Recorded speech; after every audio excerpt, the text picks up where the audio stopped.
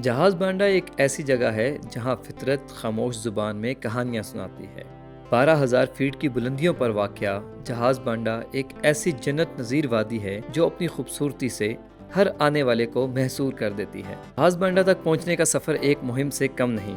2.5 घंटे की इस हाइकिंग में देवदार के जंगलात, ठंडे चश्मे, पथरीले रास्ते आपके हमसफ़र बनते हैं। अगर इस सफ़र के दौरान बारिश शुरू हो जाए तो इसकी खूबसूरती कई गुना बढ़ जाती है, और हम भी उन खुशकिस्मत लोगों में से हैं जिन्होंने ये रास्ता बारिश में देखा।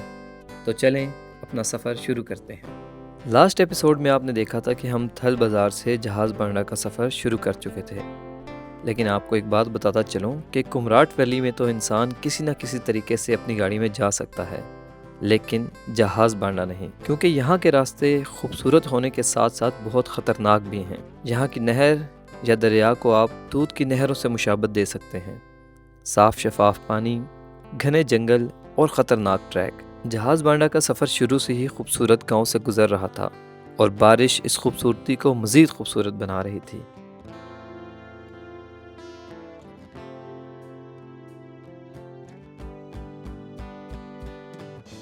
कुछ देर सफ़र करने के बाद हम कामसेर पहुंच गए, जो फर्स्ट स्टॉप है, और यहाँ हमारे ड्राइवर ने हमें कहा कि आप लोग उतर जाएं क्योंकि बारिश की वजह से रास्ते ख़राब हो चुके हैं। लेकिन हमने कहा कि हमारी कमिटमेंट तो आपकी यहाँ तक नहीं थी, आप हमें टकी टॉप तक ही लेकर जाएंगे। काफ़ी बहस के बाद ड्राइवर मान गया और हमें टकी टॉप की तरफ ले गया। बारिश की वजह से थोड़ा रास्ता ख़राब तो था, पर बारिश ने सब्ज़े को और गिरदोनवा को बहुत खूबसूरत बना दिया था।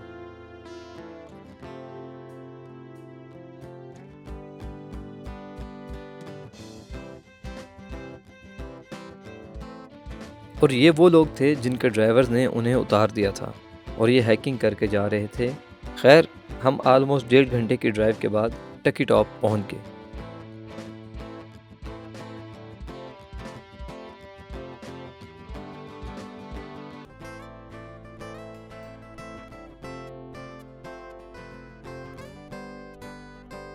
अभी हमें देर हो रही थी, इसलिए यहाँ के मंजर आपको वापसी पर दिखाएंगे। टकी टॉप से हमने 3:15 बजे हाइकिंग शुरू की, जो शुरू में काफ़ी मुश्किल थी।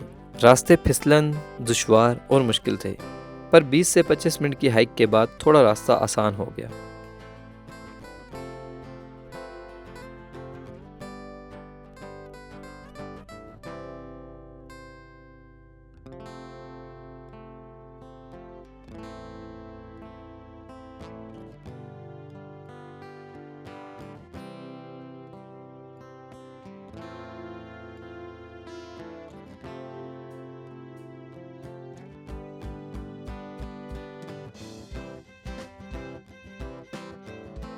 अभी हमने कुछ उतार चढ़ाव ही क्रॉस किए थे कि तेज़ बारिश शुरू हो गई।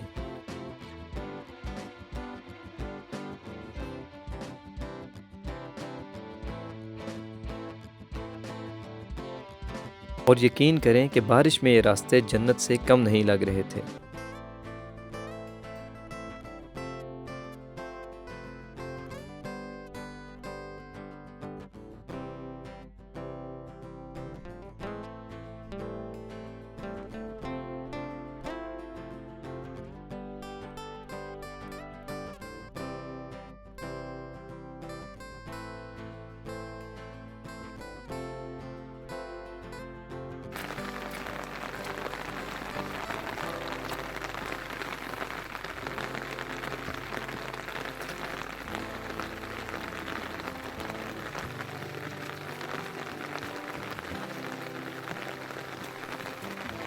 अगर मैं ये कहूँ कि मैंने आज तक इससे खूबसूरत ट्रैक कभी नहीं देखा, तो ये गलत नहीं होगा।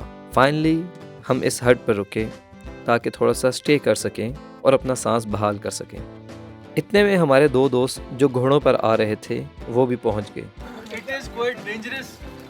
I must tell you, it looks like a one-way ticket. बहुत फन कर रहे हैं। I would say it's a direct ticket.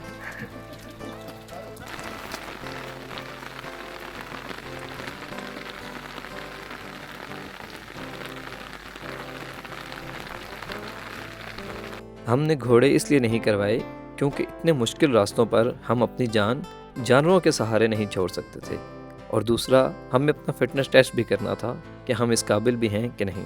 Almost घंटे की हाइकिंग के बाद रास्ते इतने खूबसूरत हो गए जैसे आप हकीकत नहीं बल्कि ख्यालों की दुनिया में चले गए हों। जैसे जैसे बारिश तेज़ हो रही थी वैसे वैसे मंजर और खूबसूरत हो रहे थे। अब कुछ देर आप यहाँ के हसीन मंजर को देखें और इन्जॉय करें।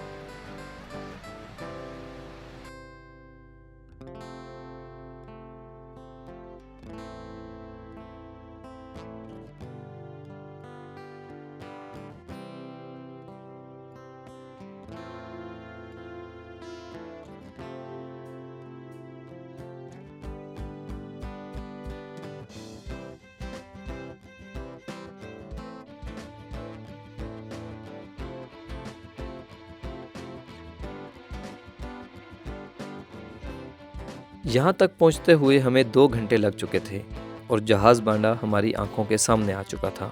और मज़े की बात यह है कि जब हम पहुँच रहे थे तो बहुत से लोग वापस आ रहे थे। फाइनली 2 घंटे 20 मिनट की हाइकिंग के बाद हम पहुँच गए। सबसे पहले आप जहाज़ बांडा की चारों तरफ देखें और इसकी खूबसूरती से मुस्तफ़ीद हों।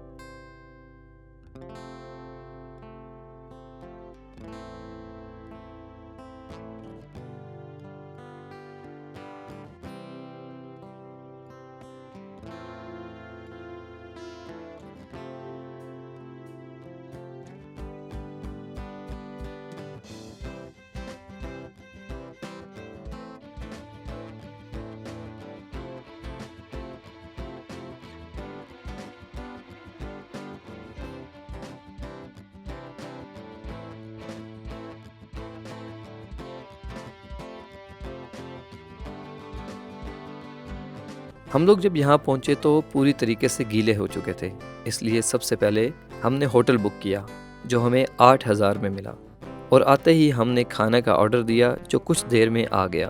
आसिम भाई thank you please. Thank you sir. अच्छा हाथ में कहता है तो यार मैं तुझे अपने हाथ से खिला देता हूँ। नहीं नहीं, बहुत मेहरबानी सर, आपने जिस तरह मुझे यहाँ पहुँचा दिया वही आपकी बहुत मेहरबानी है। यहाँ हमने खूब गप्पे मारी, बहुत से किस्से सुनाए और बोन फायर के लिए निकले।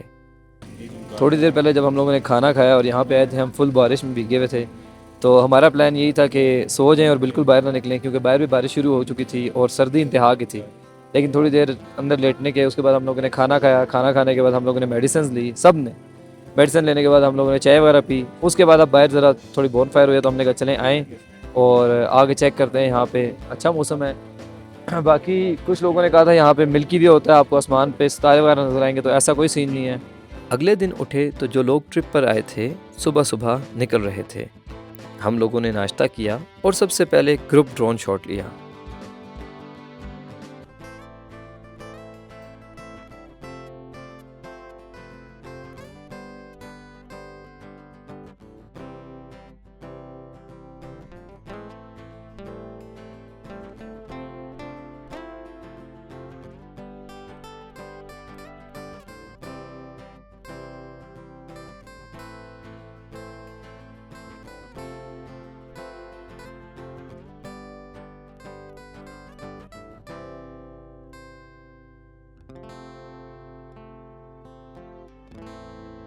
काफ़ी लोग वापसी का सफ़र शुरू कर चुके थे।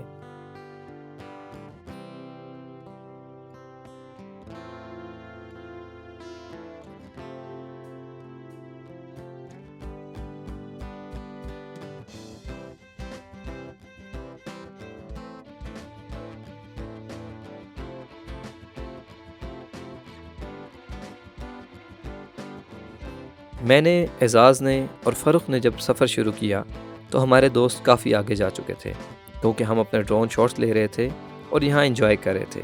रास्ते मुश्किल थे और फ़रुख के घुटने का इशू बन गया, इसलिए हमें घोड़ा करवाना पड़ा और फ़रुख घोड़े पर रवाना हो गया।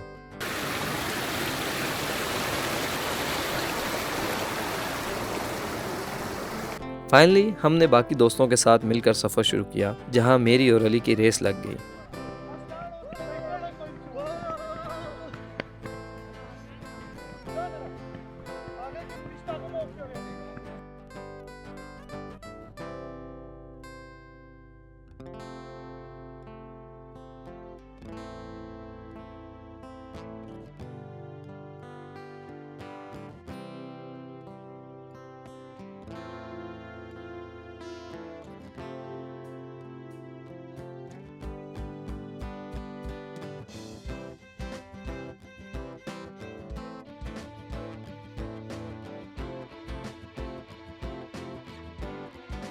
वापसी का रास्ता हमने खूब इंजॉय किया, मस्तियाँ की और 1 घंटे 20 मिनट्स में वापसी टकी टॉप पहुँच गए।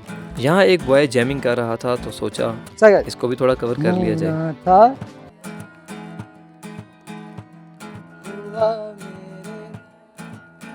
ऊंची गाओ यार। होना था प्यार हुआ मेरे यार, आए नजर शहरे हजार। गाइस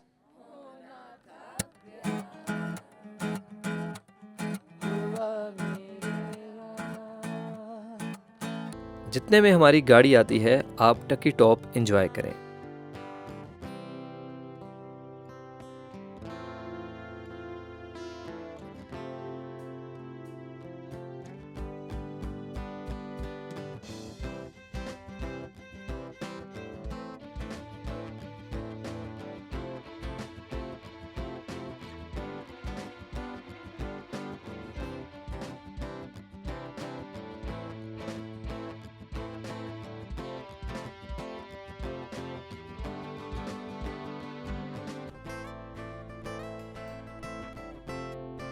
हमें इंतज़ार करते करते 2 घंटे गुजर गए थे, लेकिन हमारा ड्राइवर नहीं आया। हालांकि हमने उसे जहाज़ बांडा से निकलने से पहले कॉल की थी कि हम 10 बजे से पहले ट्रैक पे पहुंच जाएंगे और 9:20 पे हम टकी टॉप पहुंच चुके थे। जब वो आया तो आप देखें कि वो किस वजह से लेट हुआ था। उसने कोई और सामान की कमिटमेंट कर ली थी और सामान को लाने में उसको काफ़ी देर हो गई और हमें उसकी वजह से 2 घंटे इंतज़ार करना पड़ा। आप लोग जब भी यहाँ आएँ, आपके लिए मशवरा है कि आप 1 साइडेड जीप कराएं ताकि आप किसी के रहमो करम पर ना हो। हम इसकी दी हुई कमिटमेंट की वजह से कुंड बांडा नहीं जा सके, क्योंकि हमने वापस आना था। अगर हमें पता होता कि ये 2 घंटे लेट है तो हम कुंड बांडा आराम सुकून से घूम सकते थे, क्योंकि जहाज़ बांडा से कुंड बांडा सिर्फ 25 से 30 मिनट की हाइक थी। खैर, सफ़र शुरू किया तो रास्ते में एक गाड़ी ख़राब मिली, जिसकी वजह से सबको रुकना पड़ा। मैं उतर गया और नीचे चला गया ताकि शॉट्स ले सकूं। आप यहाँ से देख सकते हैं कि एक गाड़ी की वजह से रोड ब्लॉक हो चुकी है। खैर, 10 मिनट में रोड क्लियर हो गया और गाड़ियाँ फिर से चलने लगी। 5 मिनट भी नहीं गुजरे थे कि आगे 2 गाड़ियाँ ख़राब थी, लेकिन उनकी वजह से कितनी गाड़ियाँ रुकी थीं मुलाहिज़ा फरमाएं।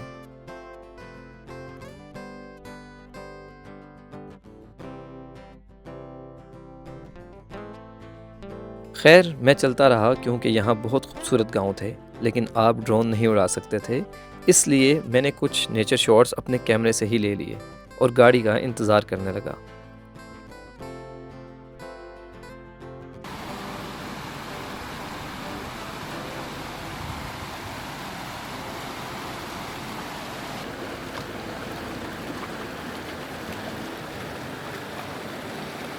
और फाइनली आधे घंटे बाद रोड क्लियर हुई और हमने अपना सफ़र दोबारा शुरू किया।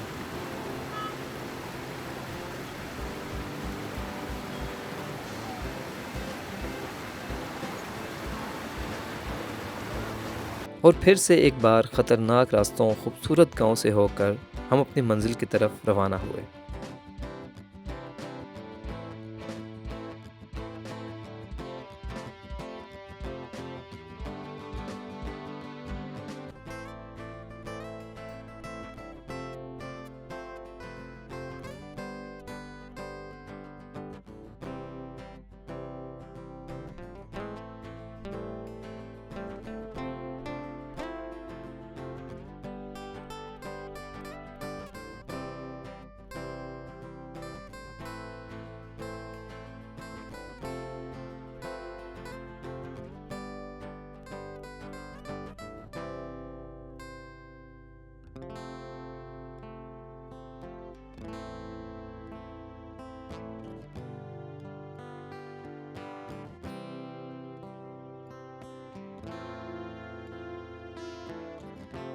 कुछ देर की ड्राइव के बाद हम पहुंच गए थल बाज़ार, जहां हमारी गाड़ी हमारा इंतज़ार कर रही थी। हमने गाड़ी में सामान रखा और वापसी का सफ़र शुरू किया। अब खूबसूरत गांव पीछे छूट रहे थे और हम इस्लामाबाद के नज़दीक हो रहे थे। रात को सफ़र का मैं हमेशा इसलिए मशवरा देता हूं कि आप रश में नहीं फंसते। जैसे यहाँ रोड्स कंस्ट्रक्शन चल रही थी तो 2 जगह हमें बहुत इंतज़ार करना पड़ा।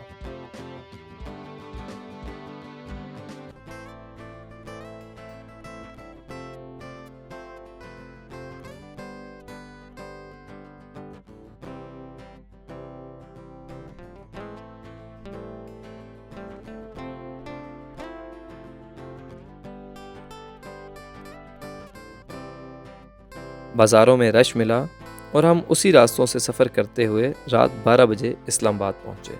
उम्मीद करता हूँ कि आपको मेरी व्लॉगिंग अच्छी लगी होगी। मेरे चैनल को सब्सक्राइब कर लें और कमेंट सेक्शन में बताएं कि नेक्स्ट कहाँ का टूर होना चाहिए।